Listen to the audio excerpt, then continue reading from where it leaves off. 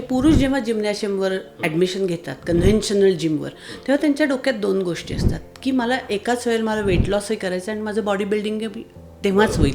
मग पण ह्याच्यामध्ये एक चूक अशी होती की जेव्हा तुम्हाला वेट ट्रेनिंग करायचं असतं तेव्हा कमी वेट्स आणि जास्त रिपिटेशन हे टेक्निक असतं. पण आपण जेव्हा जिमवर जॉईन करतो तेव्हा समोर आपले मित्र किंवा आपल्या शेजारी हे जे लोक ज्या पद्धतीने वेट उचलत असतात, त्यामुळे आपल्या तरुण लोकांना ना ते वेट उचलायचा मोह आवरत नाही.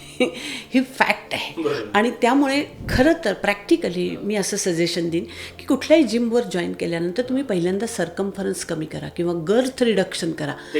म्हणजे काय, पोट किंवा साईज कमी करा.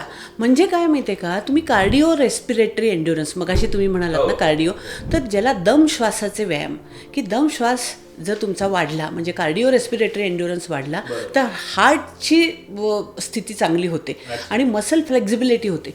आता तुम्ही जर कुठल्याही जिममध्ये बघितलं तर जे ट्रेनर असतात ते असे तगडेच्या तगडे असतात.